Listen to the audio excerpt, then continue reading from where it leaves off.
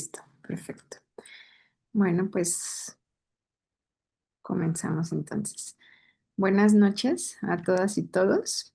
Vamos a dar inicio con nuestra sesión ordinaria del Colegio Jalisciense de Salud Pública del Consejo Directivo 2023-2025. Voy a presentar al maestro Braulio Ortega Plasencia con el tema de trastornos de la conducta alimentaria, la encrucijada perfecta. Mm, La síntesis curricular es licenciado en psicología por la Universidad Nacional Autónoma de México, es maestro en administración de organizaciones de la salud por la Universidad La Salle, Nezahualcóyotl, y maestrante en estudios de las adicciones por la Universidad Hebraica de México. Le damos la más cordial bienvenida. Muchas gracias por esta charla y le cedo el uso de la voz. Bienvenido. Hola, muy buenas noches a todas y a todos. Estamos transmitiendo desde la Universidad Hebraica de México, aquí justamente estudiando el tema de adicciones, que vamos a ver que tiene pues mucho que ver con trastornos de la conducta alimentaria. Yo soy psicólogo, trabajo en el Estado de México, en el municipio de Ecatepec. El municipio de Ecatepec es el más poblado de todo el país, solamente abajito de la alcaldía de Iztapalapa, lo cual hace un caldo de cultivo perfecto para que esto se estudie. Hay una clínica que se llama Casa del Adolescente, que en el principio fue diseñada para atender trastornos de la conducta alimentaria y que se tuvo que abrir un poquito más, pero justamente en los últimos 5 o 6 años se ha atendido a muchas pacientes con este trastorno. Ahí les dejo mi correo para cualquier duda. Bueno, vamos a empezar un poquito a platicar qué son los trastornos de la conducta alimentaria. Y básicamente son desórdenes psiquiátricos que son multifactoriales y que están caracterizados por una alteración en la conducta alimentaria, el patrón de ingesta o el control de peso. Y aquí es importante remarcar que muchas veces, no siempre, pero muchas veces hay una preocupación extrema por la imagen corporal. Por ejemplo, un terror a verme gorda, como me veo, a los efectos de cierto alimento, y hay una distorsión en la imagen que es como muy característica, sobre todo de los trastornos, por ejemplo, como bulimia y anorexia. Entonces, son trastornos psiquiátricos, no son enfermedades y tienen una serie de signos y síntomas bastante peculiares.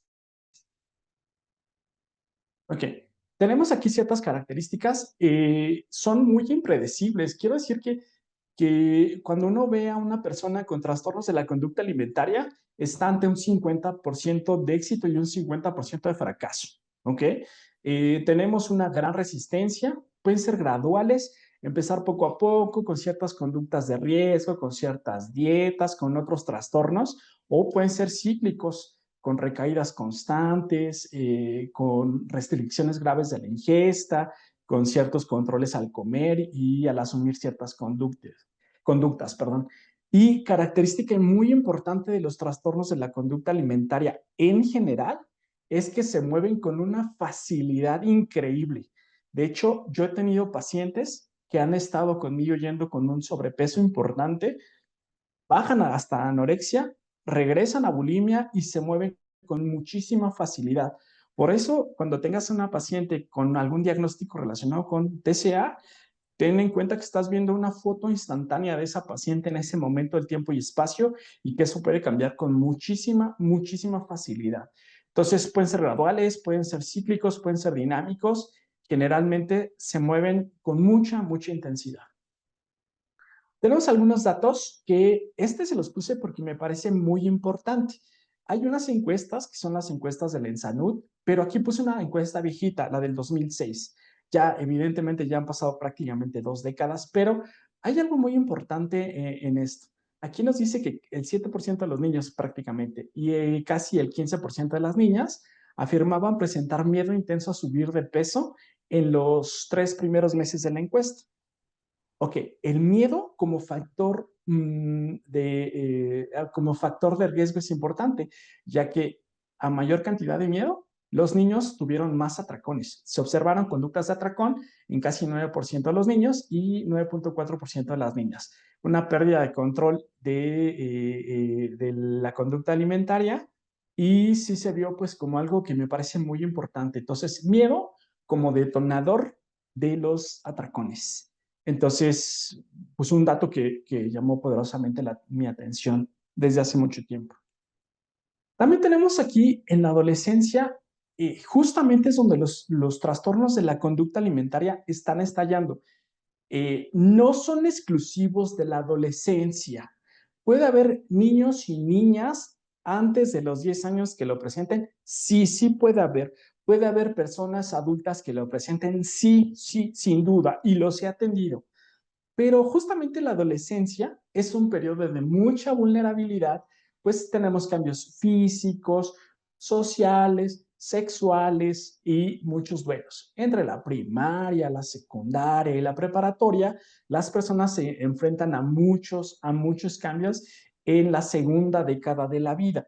Recordemos que una de las cosas más importantes que nos maneja la norma de adolescentes es que los adolescentes tienen problema en la toma de decisiones, lo cual está relacionado con los trastornos de la conducta alimentaria. Entonces hay una demanda corporal más grande, hay cambios en el estilo de vida, hay más desempeño de actividades y a veces también pueden empezar con ciertas dietas pues que son bastante restrictivas o para cumplir exigencias de amigos y amigas. Importante también que podemos tener cierta relación con consumo de sustancias o trastornos de uso de sustancias que pueden ser trastornos ciertamente problemáticos. Y recordemos que igual la norma de adolescentes nos indica que los trastornos de uso de sustancias le pegan peculiarmente a la etapa de la adolescencia. También tenemos aquí la etiología de los trastornos de la conducta. Tenemos muchos factores que están influenciando el surgimiento. Los sociales, como la presión por la delgadez, los estereotipos. Tenemos la parte familiar, deficiencias en la identidad, en un yo bien establecido, la imagen corporal de la familia, problemas alimentarios con las familias y, bueno, pues la biología, la genética. Importante es saber que todo lo psicológico es biológico, no podemos separarlos. Y también tenemos pues, factores como el temperamento, el estilo de aprendizaje y otros trastornos que estén relacionados. Tenemos que aprender que en esta etapa el joven o la joven tiene que madurar para poder pues desarrollarse, y algo muy importante que nos dicen las abogadas y abogados es el libre desarrollo de la personalidad, lo cual en algunas personas podría estar ciertamente limitado. Eh, También tenemos algo que me pareció importante. Tenemos una notada y marcada influencia por el estilo de cuerpo helénico que nos heredaron desde hace 2500 años las culturas de la Grecia clásica. Este tipo de cuerpo delgado se asoció con lo bueno, nos dice Feldorfer, mientras que lo que no era delgado se asoció con lo malo. Si ustedes van a iglesias, si ustedes van a lugares donde se aprecie figuras estilizadas, generalmente son delgadas. Si vamos a una iglesia, podemos ver ángeles y los ángeles son delgados. ¿Ok? Mientras que los que no son ángeles no necesariamente son tan delgados, podrían tener cuerpos muchísimo más robustos. Entonces, pero también es un fenómeno cultural. Hay lugares donde los cuerpos robustos son muy apreciados. Entonces, la cultura, el tiempo y el espacio determina la explosión o no de los trastornos de la conducta alimentaria. Bueno, y aquí les puse algunas imágenes de las musas de la Grecia clásica que me parecían importantes. La pubertad es un factor que precipita los trastornos alimentarios. Pues recuerden algo que va a ser como fundamental para nosotros. La adolescencia es un periodo que es relativamente nuevo. Tiene estudiando hace unos 250 años, no tiene más, porque antes las personas vivían muy poquito, las personas no vivían tanto como ahora, y entonces la adolescencia no existía. Tenía ciclo menstrual, tenías espermatozoides, entonces eres un adulto. Y ahora ya no se da ese fenómeno. Tenemos de los 10 a los 19 años de edad una etapa donde la persona no es un niño, no es una niña, pero tampoco se le permite tomar decisiones como un adulto o como una adulta. También tenemos ciertas presiones para adelgazar y situaciones estresores, abusos físicos, psicológicos, dificultades para la parte de comunicación, problemas en la imagen personal negativa, baja autoestima. Entonces, esta es una etapa muy interesante que se ha asociado con cuerpos estilizados de la cultura griega en un periodo que tenemos más o menos relativamente poco estudiando. Los trastornos de la conducta alimentaria, entonces, están muy relacionados con la adolescencia. También tenemos aquí algunos factores que los pueden hacer más fuertes. Mantener dietas, rechazar alimentos, rigidez en la estructura familiar o en la cognición y cierto aislamiento social. Hay un autor que me parece muy rescatable, es Baile. Es un autor español que dice, antes de que inicies un tratamiento con trastornos de la conducta alimentaria, asegúrate que tu paciente tenga habilidades sociales. ¿Y qué creen? Muchos de nuestros y nuestras pacientes no tienen habilidades sociales. Entonces, muchas veces los esfuerzos que hagamos van a ser en vano si la persona tiene muchísimos mecanismos de defensa activados y le cuesta trabajo hablar, establecer contacto con la mano, contacto visual. Entonces, hay que trabajar con el contacto social. Me parece muy importante que así lo veamos, ya que pues Baile es uno de los autores más importantes en el tema. La distorsión de la imagen les lleva a fijarse detenidamente en alguna parte del cuerpo. Este autor también diseñó 12 ideas irracionales. Ya teníamos las ideas irracionales de los años 70, pero justamente de la pandemia para acá, él diseñó, implementó 12 ideas irracionales. Por ejemplo, la lupa, la fealdad radiante, la bella y la bestia, que son ideas que tenemos que mostrar a las familias para que puedan hacer retroalimentación a los pacientes. También hacer énfasis en que el cuerpo de las personas siempre está bien. Lo que no es correcto son las ideas o las interpretaciones sobre los cuerpos. ¿Okay? Tenemos también muchas veces desnutrición. Y es importante que en esta plática tomemos en cuenta que los trastornos que vamos a ver están más relacionados con desnutrición que con sobrepeso u obesidad, porque hay otra especialización para esos.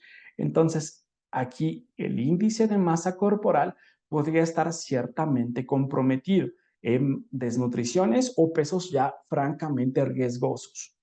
Están también acompañados con ansiedad. Básicamente, la ansiedad es el trastorno mental número 1 en el mundo, seguido de la depresión, y todas las personas en algún momento de su vida lo vamos a sentir, por lo cual debemos de tener una serie de estrategias, una cajita de herramientas emocionales, cognitivas y de registros para que nosotros podamos combatir las ideas relacionadas con el cuerpo y nuestros registros alimentarios. También tenemos frecuentemente problemas en nuestro estado de ánimo. Las pacientes refieren mucha inestabilidad y las técnicas DBT son ejemplares para ayudarnos en esta cajita de herramientas. Y menorrea, es decir, la menstruación que ya tenía un ciclo menstrual, la menor puede desaparecer. En hombres generalmente baja la testosterona o el líbido. Tenemos algunas conductas o factores de riesgo y que nos pueden dar ciertos pronósticos o ciertas predicciones de hacia dónde vamos, pero es importante que los vayamos reconociendo. Uno, el sexo. En salud, Baile, la doctora Silva del Instituto Nacional de Psiquiatría Ramón de la Fuente, casi todos dicen que 9 de cada 10 pacientes con trastornos alimentarios son mujeres. Es un trastorno que va de la mano con el género. Difícilmente vamos a encontrar un trastorno que esté tan ligado con las mujeres como este. No quiere decir que no haya hombres, claro que hay, pero sobre todo algunos, como anorexia, bulimia y TANE, están estrechamente relacionados con las mujeres.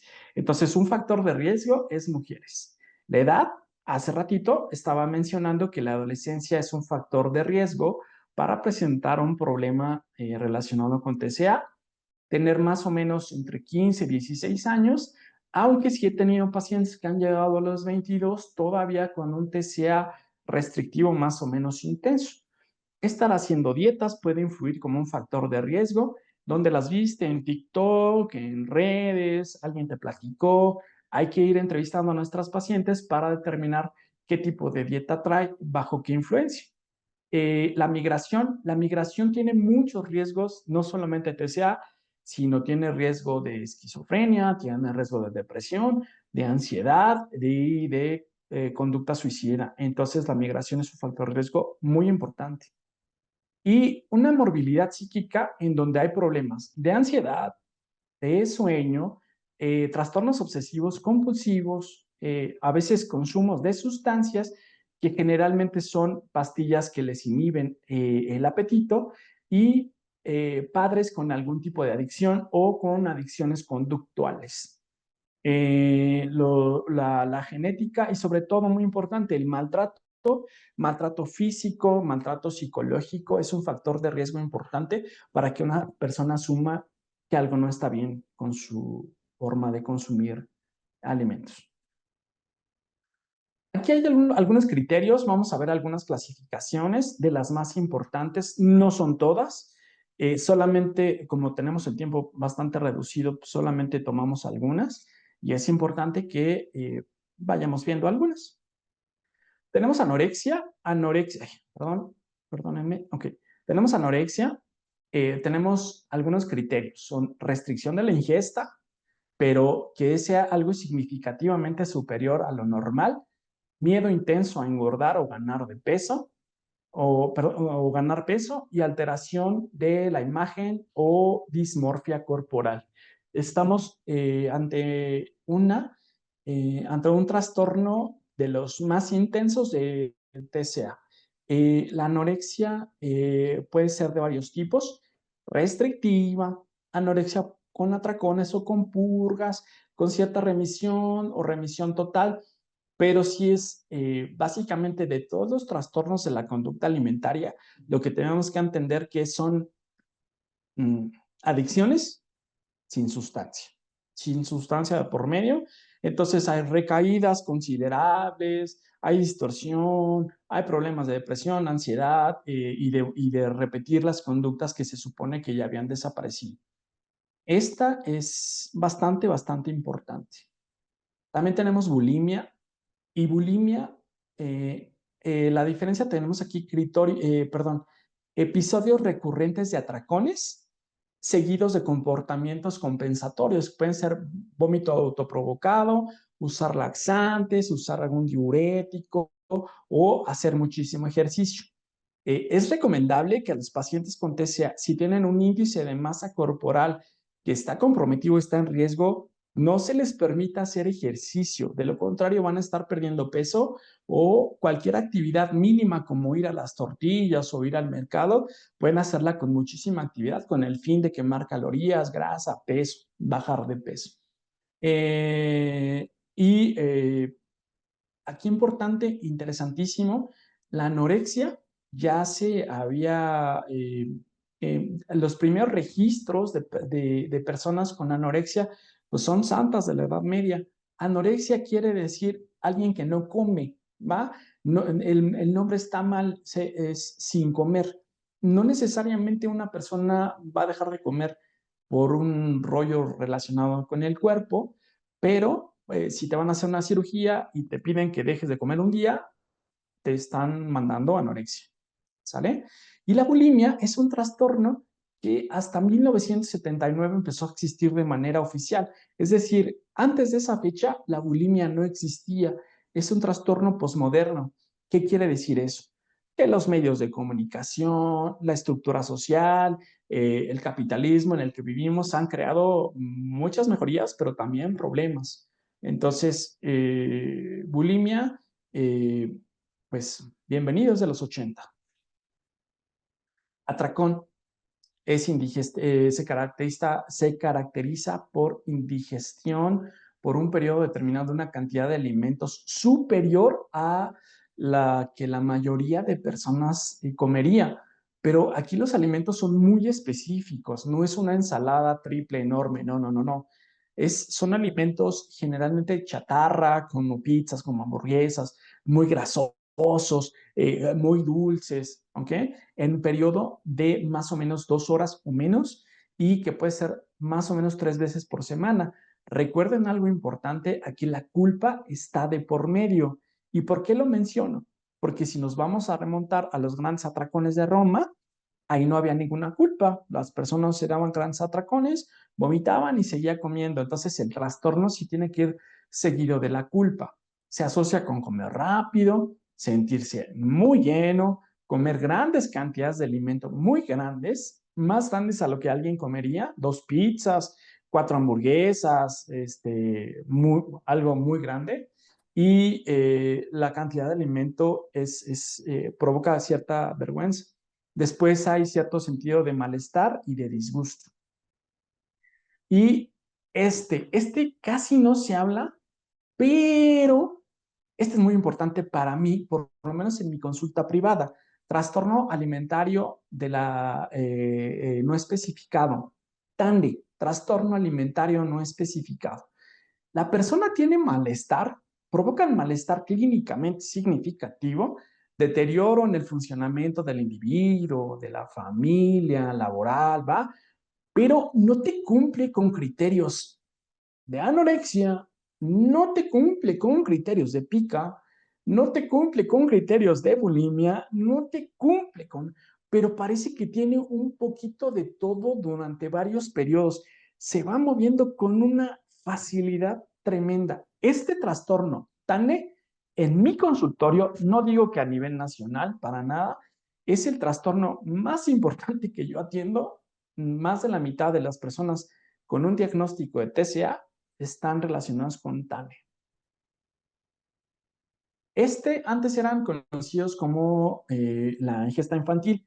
Pica, son personas que están consumiendo sustancias que no son nutritivas, papel, tierra, ¿ok? Y que pueden afectar el desarrollo del individuo e incluso pues, provocarle alguna enfermedad.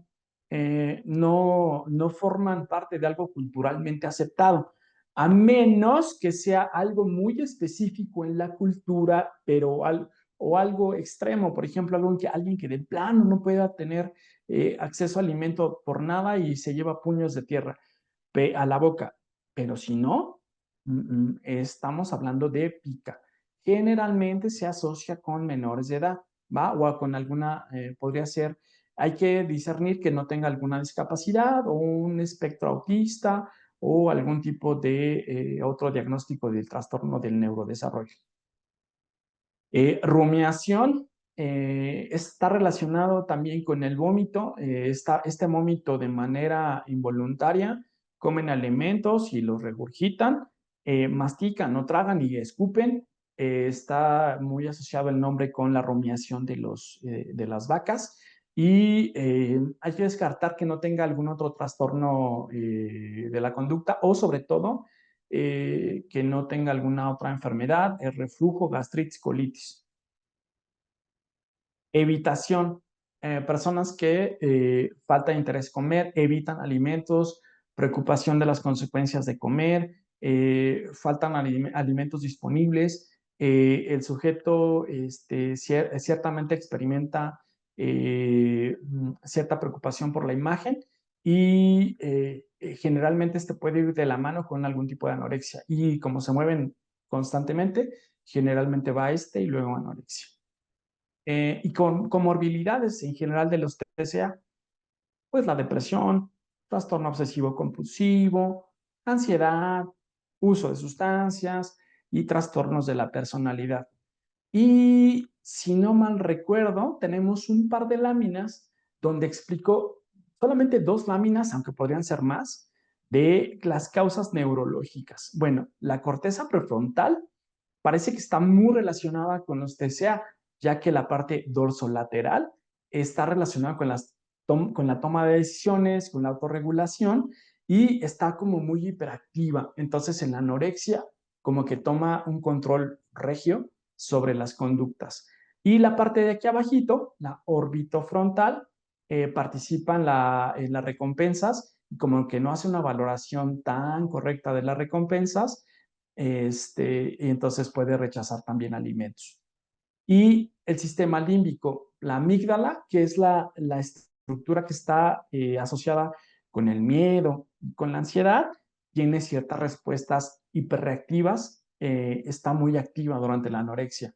El hipocampo, que es la parte de la memoria emocional, está también asociando experiencias negativas con respecto a las conductas de alimentos.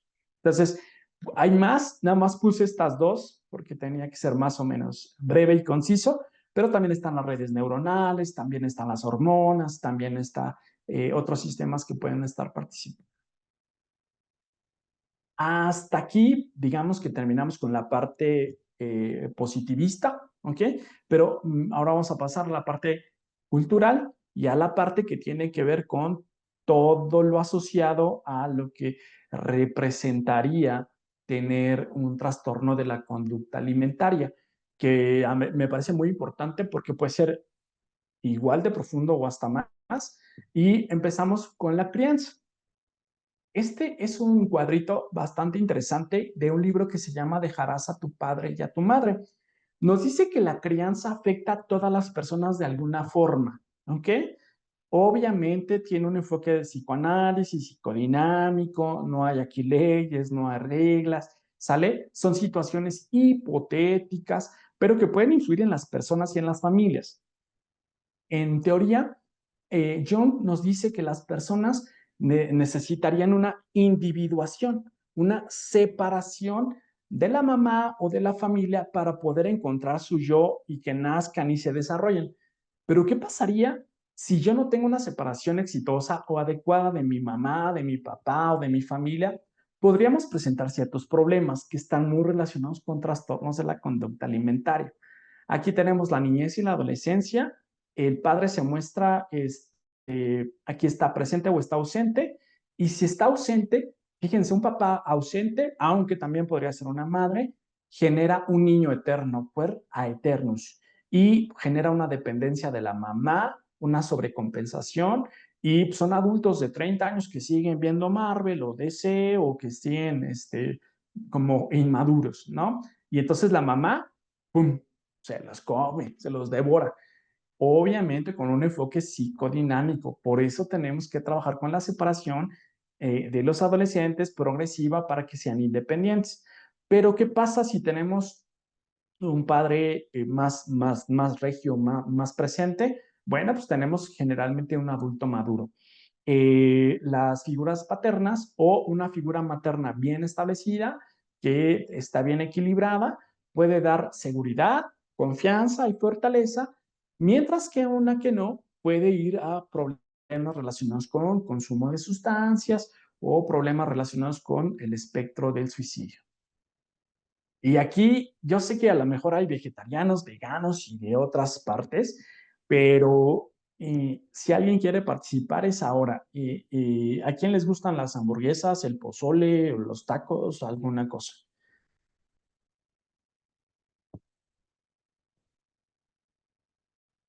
Mm, aquí levantaron la mano, no veo quién, pero levantaron. Que hable, por favor.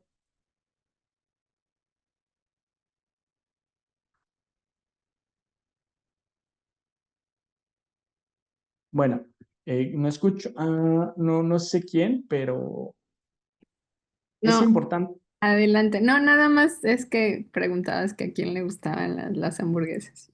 Ok, ok. Bueno, cuando vemos aquí una hamburguesa, estamos viendo. un alimento pues un alimento que te gusta, que amas, que te late, ¿no?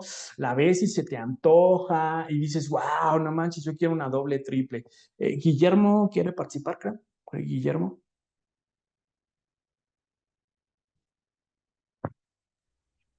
Perdón, perdón, no, me equivoqué pero sí, Ok, también me gustan mucho las hamburguesas del pozole. ok.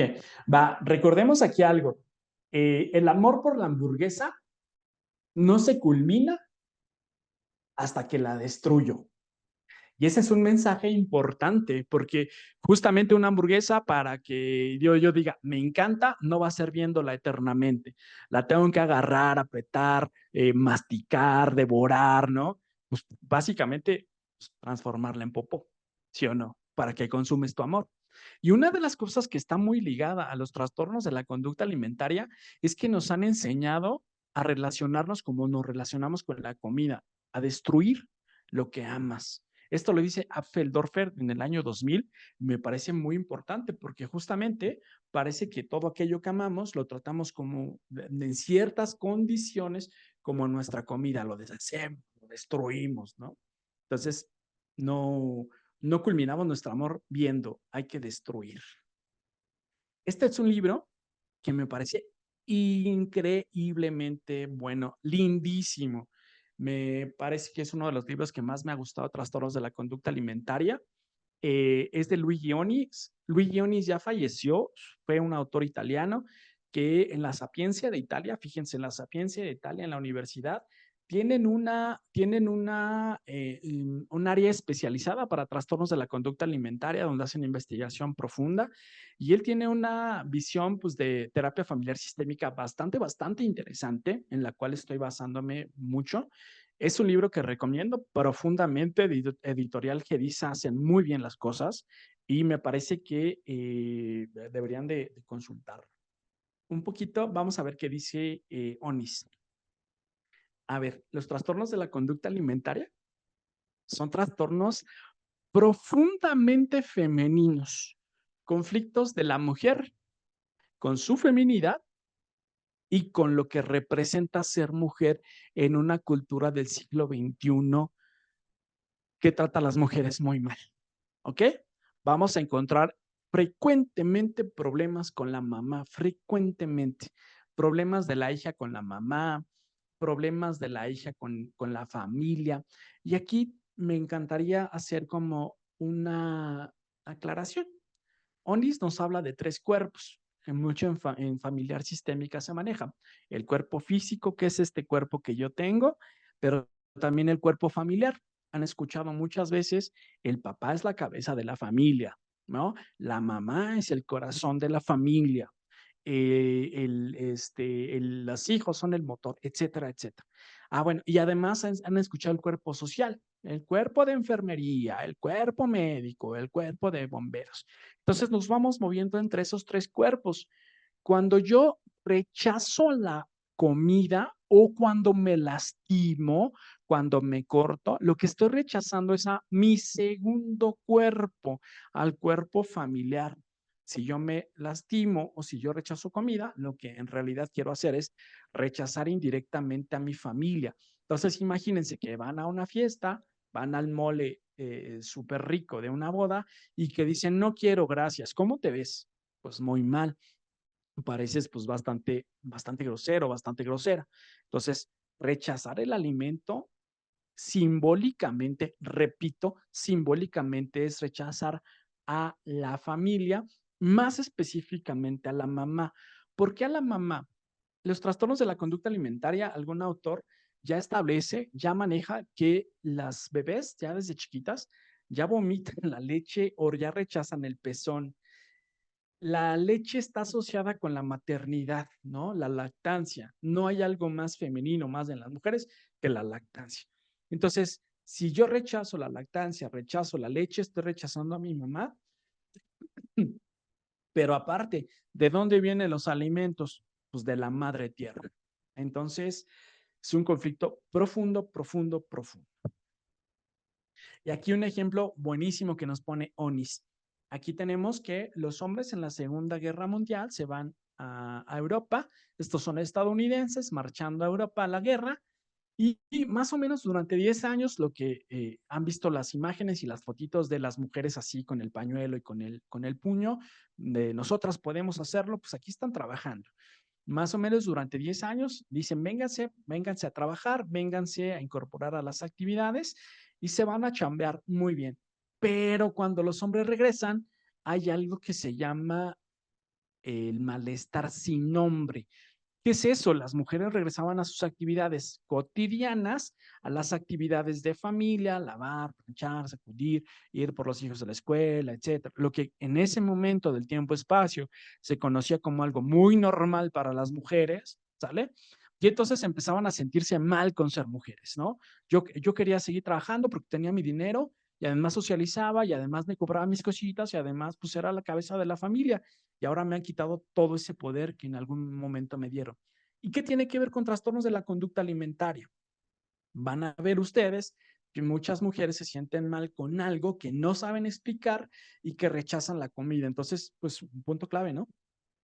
Y aquí entonces tenemos un conflicto, el libro se llama El tiempo congelado y esto ya es como de mi cosecha, se los platico, y es como si tuviéramos niñas vampiros, ¿va? No quiero crecer, pero sí quiero crecer, ¿va? Y entonces esta película es extraordinaria, Entrevista con el vampiro. Esta niña es una niña vampiro que no puede crecer, ¿ok? Bueno, cuando ustedes tengan personas que tengan anorexia, sobre todo anorexia, lo que estamos viendo es una niña vampiro. Una persona de 16 años que tiene un cuerpo de niña, que no tiene menstruación, básicamente parece una niña vampiro porque su cuerpo es de una niña chiquita, mientras que su edad cronológica es muy diferente. Parecería que quieren congelar el tiempo, detenerlo. Evidentemente es una maldición, ¿no? Su cuerpo seguirá creciendo biológicamente. Pero también esto conviene a las familias. De alguna forma, esas niñas se convierten en el cemento, en la mezcla, en el pegamento que las une. Paradójicamente, cuidar a un enfermo, cuidar a alguna persona con trastorno de sustancias, paradójicamente une a las familias. Y aquí tenemos dos teorías, tienen que ver con anorexia y con bulimia. En el lado izquierdo, en la parte superior, tenemos a una mujer sobreprotectora con su hija, ¿va? Entonces, la sobreprotección los lleva a un tipo de rechazo que está abajo y es el vómito. Recuerden que hay formas de expresar el rechazo sin decir rechazo, ¿va? Una es el vómito. Cuando ustedes dicen, me vomito en este tema, me vomito, ajá, lo que ustedes están haciendo es rechazar. Entonces, una forma de rechazar a la mamá o a la familia es a través del vómito. ¿Okay? Importante aquí que las pacientes que tengan anorexia no se les permita ir al baño en la siguiente hora para que su organismo alcance a digerir y a procesar algo de los alimentos que están por ahí, porque si lo hacen los primeros 10, 15 minutos, sí tenemos un problema.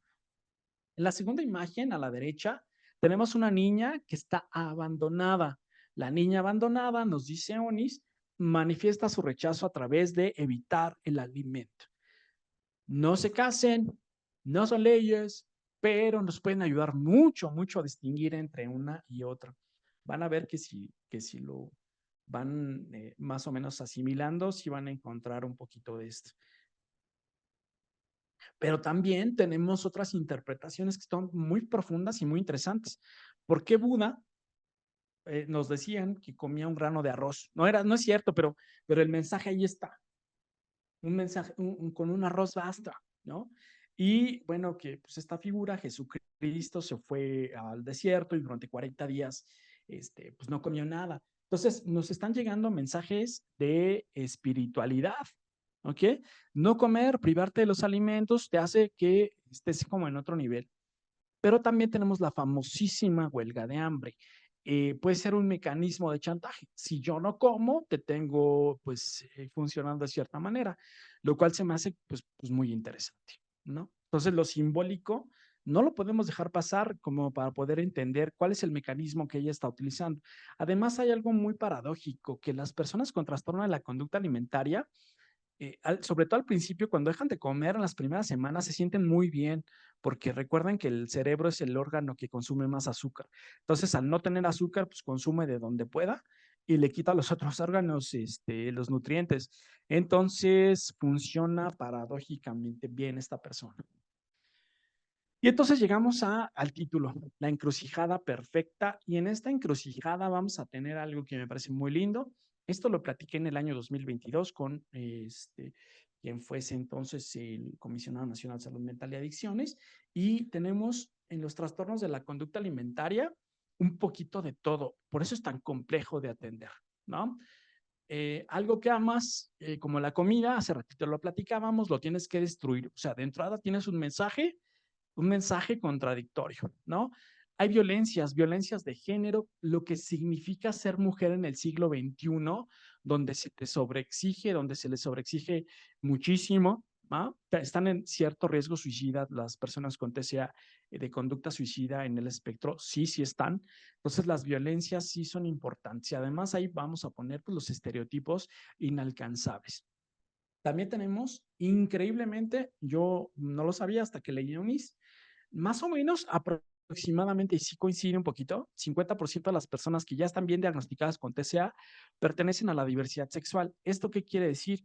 Que pueden ser de una orientación distinta o puede que no se identifiquen como mujeres. O es de una orientación bisexual, pansexual, lesbiana, o no se identifican como mujeres. Aunque casi siempre se identifican como mujeres, pero a veces no. Adicciones, tiene las mismas características de las adicciones. Recaídas, pensamientos rumiantes, compulsiones, atracones. Híjole, pues es igual, hace un ratito lo mencionaba, la adicción sin sustancia. Y bueno, pues tenemos muchas mujeres, 9 de cada 10, y ese hombre que tiene un trastorno de la conducta alimentaria que no es mujer, probablemente sea homosexual o bisexual o sea de una orientación distinta a la heteronormada. Y ya mencionábamos el conflicto con la feminidad, el rechazo a los alimentos, trastornos de la personalidad, trastorno límite de la personalidad, bipolaridad. Entonces, formamos el caldo de cultivo perfecto para hacer que esto sea bastante complicado de atender. Más o menos baile, después de estas ideas irracionales, nos invita a trabajar comunicación con la familia, con asertividad, y nos invita también a trabajar pues con mucha integración en la familia, con cosas que parecerían básicas. Y por último, les voy a poner el caso de Ensa. El caso de Ensa es una niña que hace la familia en el tiempo, y en la primera figura nos está mencionando que se siente sumamente agobiada por los papás. Básicamente en la figura 1 nos vemos cómo ella está en medio de los papás y la hermana y los papás están sobre ella, sobre sí. En la siguiente figura nos dice, esperen un segundito. Okay. En la siguiente figura nos dice que está en un barquito. En este barquito nos habla de aislamiento. ¿Ok? Ella se ha sentido aislada en el pasado, en el presente se siente todavía agobiada, y aquí nos habla también Ensa de que en el futuro le gustaría estar aparte. En la figura 2B nos dice, yo y mi hermana deberíamos estar aparte de mis papás para que mis papás en la figura 4B tengan otro objeto de reemplazo. Puede ser, ahí le puse un peluchito, pero aquí el objetivo sí nos está hablando como algo de junguiano, ¿no? Separación, la separación de la menor con respecto a la familia, una familia que ha estado sobre ella, que ha sido un factor de unión, pero que pues ya no la deja respirar. ¿Recuerdan la película de Spider-Man 3 como de hace 20 años? ¿Por qué Spider-Man no se quedó con Venom pegado? Bueno, pues porque perdía identidad, ya no era él, era alguien más. Bueno, pues cuando tú tienes un trastorno de la conducta alimentaria y están sobre ti, no te dejan tomar decisiones, tú eres quien une a la familia, todos están funcionando en base a tus tratamientos, pues la familia empieza a comerse a la paciente. Y para terminar, tengo este fragmento de un periódico que dice, tu psicólogo no puede ayudarte con que no llegues a fin de mes y es muy normal que tengas ansiedad si no llegas. De hecho, lo normal es que no tengas psicólogo si no llegas a fin de mes. Tu psicólogo no va a poder evitar que sufras violencia por el hecho de ser mujer, ni tampoco hacerte digerir que todas tus amigas la han sufrido. Tu psicólogo no va a poder decirte que da igual, que no tengas el cuerpo perfecto, la cara ideal, que las personas te van a tratar igual de bien porque te estará mintiendo. A tu psicólogo le encantaría poder mentir, estar ahí también, si no tiene recursos económicos para pagar una terapia o poder caminar muchas cosas del mundo que él mismo. Probablemente también le duelen. Entonces, esto hay que grabárnoslo. La terapia ayuda, es indudable, pero la salud mental es una responsabilidad colectiva, social y que no puede ocurrir únicamente entre cuatro paredes. En mayo del 2022 se reformó la Ley General de Salud, donde salud mental es prioritaria y además pues es con énfasis comunitario. ¿Va? Entonces, que aquí estoy hablando de las familias, pues hay que trabajar con ellas. Si ustedes buscan la Dirección General de Información en Salud, es muy poco, casi nulo, el tratamiento con familiares y con parejas, casi no existe. Entonces hay que trabajar eso. Yo les agradezco, aquí les dejé las referencias y bueno, pues yo quedo a sus órdenes. Muchísimas gracias. Muchas gracias, maestro Braulio. Una excelente plática para nuestros colegiados e invitados esta noche. Abrimos espacio para preguntas y respuestas. No sé si alguien desee levantar su mano o quieran hacerlo a través de el chat. Yo puedo leer sus preguntas, si les da un poco de pena aquí preguntarle al maestro Braulio. O, o si alguien quiere hacer alguna pregunta. Igual en lo que se animan. Voy a leer aquí de nuestra colega Daniela García. En el área médica debemos centrarle, referir a los pacientes a psicología, salud mental y con la familia. Excelente ponencia y felicidades. También la doctora Valeria Díaz Rizo nos menciona muchas felicidades por esta buena ponencia, un tema que siempre es de interés y de reflexión. Saludos y gracias por la invitación. Bienvenida, doctora Valeria.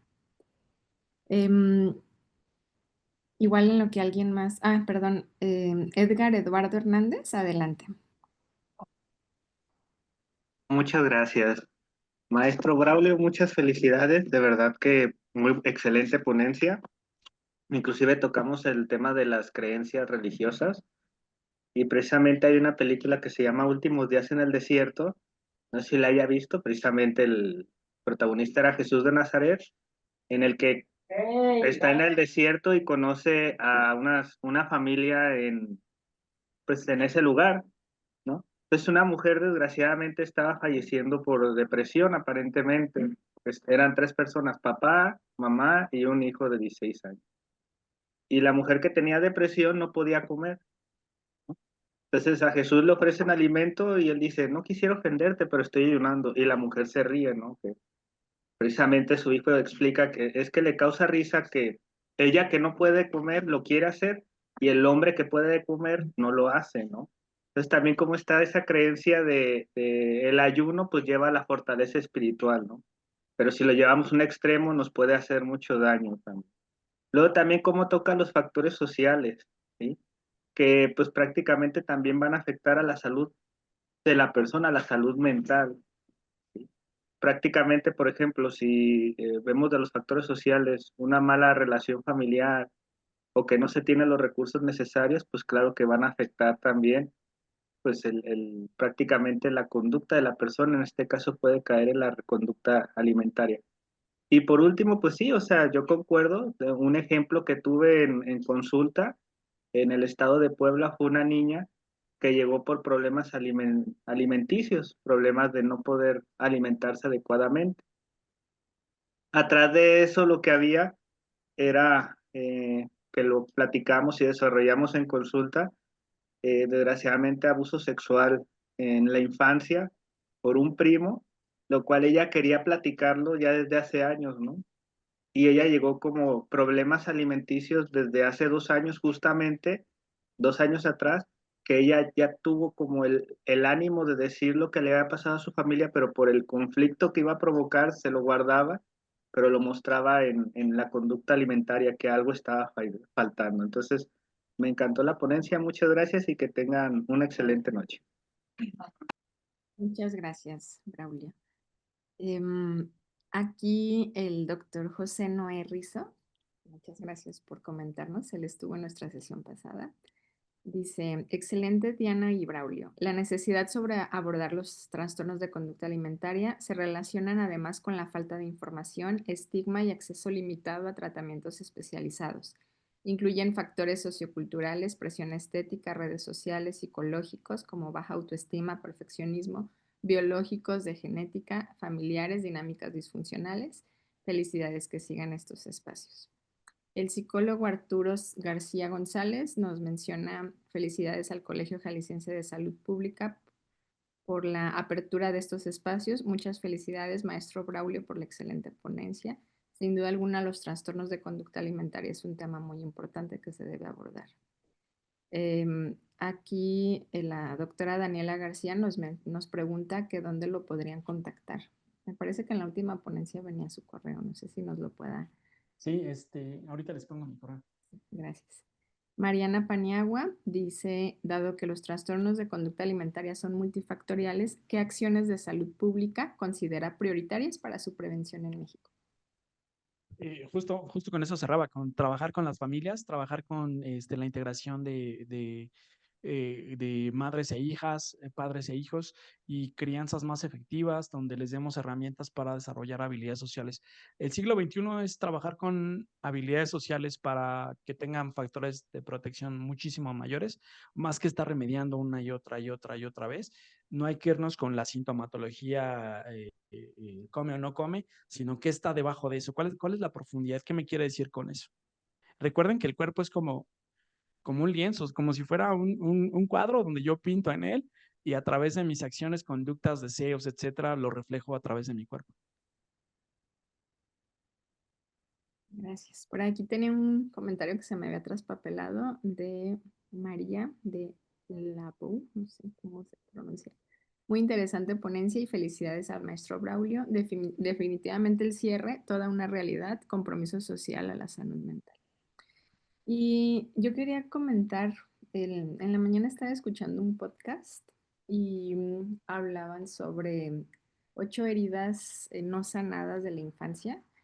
Ahorita nos hablaba uno de sobreprotección y uno de esos era, además de rechazo, abuso, y no me las aprendí de memoria las 8, pero justo una era de sobreprotección, ¿no? Y creo que ahorita que comenta de trabajar en familia, un poco las políticas públicas en salud pública debiera ser trabajar, ¿no? Trabajar todos nuestra infancia, nuestra psicología. Me parece que en algún momento todos deberíamos acudir, o si no la mayor parte de, sí dedicarnos un tiempo, aunque sea para hacer meditación, leer libros, escuchar podcasts, tratar de trabajar la parte espiritual y la parte de psicología, ¿no?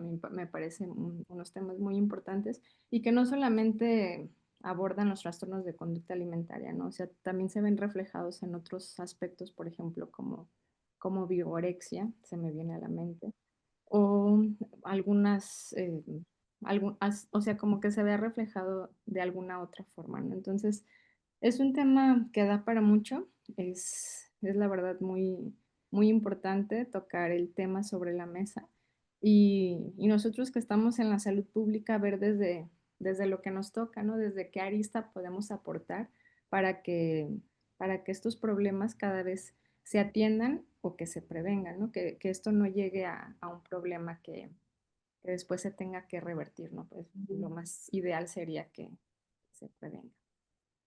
Bueno, pues no sé si alguien más tenga algún otro comentario. La doctora Laura Salas nos, nos pregunta, ay, perdón, es que como escriben se me borra el que estaba leyendo, perdón. ¿De qué manera el bullying en las escuelas, especialmente cuando está relacionado con la apariencia física, puede considerarse un factor de riesgo de salud pública para el desarrollo de trastornos de la conducta alimentaria? ¿Y qué tipo de estrategias preventivas deberían implementarse desde el sector educativo? El bullying sí es factor de riesgo para TCA, pero no es el más grave ni el más fuerte, porque a veces podríamos irnos con la idea de que los estereotipos de belleza y entonces lo que vemos en las redes.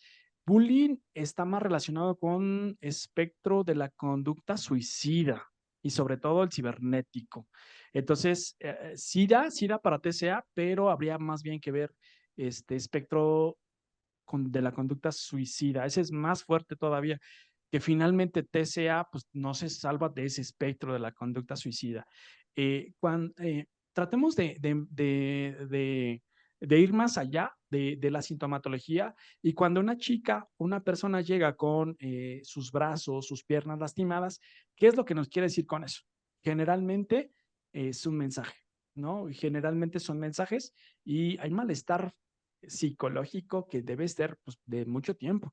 En salud mental los diagnósticos se hacen después de 10 o 15 años, entonces es muchísimo el tiempo que una persona pasa sufriendo antes de que le den un diagnóstico. Pero regreso a la familia es el sistema en donde vivimos, estamos, aprendemos valores, cultura, etcétera, y es mucho más importante ese sistema en TCA que otros. Entonces, la familia sí es importante hacer una separación sana, una independencia sana, una separación tranquila, bonita, donde los adolescentes puedan ser independientes y tener habilidades sociales. Habilidades sociales, palabra clave, como dice Baile. Si tú le vas a dar un trastorno para TCA y no tiene habilidades sociales, no te va a servir prácticamente de nada. Muchos amigos va a tener en Corea, muchos amigos va a tener en China, pero con los que están aquí al lado no se va a vincular. Es importante que nos vinculemos. Hace 2 semanas escuchaba del Instituto Nacional de Psiquiatría Ramón de la Fuente que alguien que no tiene TDA, alguien que está sin ese diagnóstico, puede tener TDA por el uso excesivo de redes celulares, etcétera, etcétera, etcétera. Entonces, pues hay mucha tela de dónde cortar con las familias, ¿no? Crianza efectiva, etcétera. Muchas gracias, maestro Braulio. Y la última pregunta ya para cerrar esta sesión. Tenemos de la doctora Fabiola Márquez, nos pregunta, ¿cuál es el pronóstico de estos pacientes? ¿Qué porcentaje se rehabilita? Muy reservada, 50-50, lo mencionaba, es muy reservado, ¿eh? De hecho, si tienen algún lugar especializado en psiquiatría que atienda a pacientes con índices de masa corporal riesgosos, por favor, primero es la vida, primero es la vida antes que cualquier cosa. Entonces, si están en pesos donde su vida está en riesgo, tienen que enviarlas, porque hay unas que si no las sacas de lo psiquiátrico, no van a tener acceso a un tratamiento psicológico efectivo. Si tienen muchísima depresión, muchísima ansiedad, mucha desesperanza, el tratamiento psicológico no va a servir. Entonces es un pronóstico muy, muy reservado, 50-50. Ya por último, Marlene Reyes nos pregunta, ¿el idealismo del físico llega a afectar en todos los trastornos de conducta alimentaria? Sí, pero hay grados de distorsión de la imagen. Hay unos que dicen, ay, tengo mis cachetes muy infladitos, ese es un grado leve, hasta estoy súper gorda, soy obesa mórbida, entonces tendríamos que ver qué grado de distorsión de la imagen tiene. Entonces sí hay unos más intensos que otros. Excelente. Bueno, pues cerraríamos la sesión de preguntas y respuestas. Em, para finalizar, me gustaría agradecer a todos los invitados que se conectaron a esta sesión, a los colegiados asociados, a los colegiados titulares, a los expresidentes que tenemos por aquí, al doctor Héctor Rábago, y también invitados, personas de diferentes instituciones, que, por ejemplo, de Secretaría de Salud, por aquí había el doctor César Domínguez, que ya se desconectó, pero bueno, estaba conectado. Muchas gracias a todos por estar aquí en la noche del 2 de septiembre escuchando esta excelente plática. También gracias al doctor José Noé Rizo del Colegio Mexicano de Salud Pública. No olvidar que tenemos en noviembre el, el Congreso de la Sociedad Mexicana de Salud Pública para que puedan asistir, se inscriban, vayan a Puerto Vallarta. Y Yo nada más quería agregar algo, si me permite, Diana. sí, claro, adelante. En Jalisco vamos a encontrar más TCA en Zapopan que en Ocotlán, ¿sale? A mayor grado de industrialización, el TCA se va para arriba, ¿va? Y pues gracias porque yo fui a Jalisco muchas veces, gracias por todo. Jalisco, pues sí, fue parte de mi niñez. Muchas gracias. Viva Jalisco, viva México. Gracias. Qué dato tan interesante en Zapopan, no lo tenía como en la mente. Y es bueno para reflexionar, ¿no? Nos llevamos de tarea ese tema de ojalá podamos hacer algo en Zapopan. Bueno, pues muchísimas gracias. Les cedo el uso de la voz. No sé si anda la doctora Laura que nos pueda dar la clausura formal. Aquí estoy, Dianita. Ya la vi. Hola. Bueno, pues en primer lugar agradecer al maestro Braulio. Sin duda alguna fue una excelente charla y esto se refleja con todos los comentarios de felicitaciones que se han vertido al final de tu sesión, Braulio. Y bueno, comentarles que yo creo que ya comentaste al principio, Dianita. Braulio es el titular de la sección técnica precisamente de salud mental en la Sociedad Mexicana de Salud Pública. Y bueno, pues yo creo que hacer visible estos temas es súper importante porque yo creo que todos los profesionales de la salud tenemos que tener herramientas de cómo abordar este tipo de padecimientos relacionados con las alteraciones de la salud mental y que cada vez los vemos más prevalentes y que también representan una carga importante para el sistema de salud, en donde tengo la certeza de que no se ha medido esta carga y que a lo mejor sería uno de los pendientes que tendríamos que tener a la puerta. Y bueno, también felicitar a todos los asistentes por acompañarnos y decirles que la sesión del próximo mes de octubre estará a cargo del doctor Andrés Castañeda, que es prácticamente el titular del Sistema Nacional de Salud Pública. Así que, por favor, vayan agendando la sesión el primer martes de octubre, que también, igual como la de hoy, estará súper interesante. Y nuevamente, gracias, Braulio. Te mando un fuerte abrazo y mi agradecimiento eterno. Que pasen buenas noches. Bye, bye. Gracias. No sé si para finalizar, los que tengan oportunidad de prender la cámara, nada más para hacer un screenshot y ponerlo en el acta de la sesión de septiembre. Dianita, y a lo mejor valdría la pena comentarles que se están grabando las sesiones, y que las podemos compartir después. Sí, de hecho tenemos el canal de YouTube, visítenlo. Cada mes hemos estado grabando en la nube, lo editamos y lo subimos al canal. Por ahí pueden estar checando los del Consejo Directivo 2023-2025. Hemos estado grabando las presenciales, las virtuales, entonces dense una vueltita por ahí a YouTube y como Pues ahora sí que prendan todas sus camaritas. campanita, denle like y vean los videos, por favor. Voy a dar captura de pantalla. Una, dos. Gracias para nuestra acta de la sesión. Y bueno, nos vemos en 7 de octubre, martes 7 de octubre a las 8 de la noche.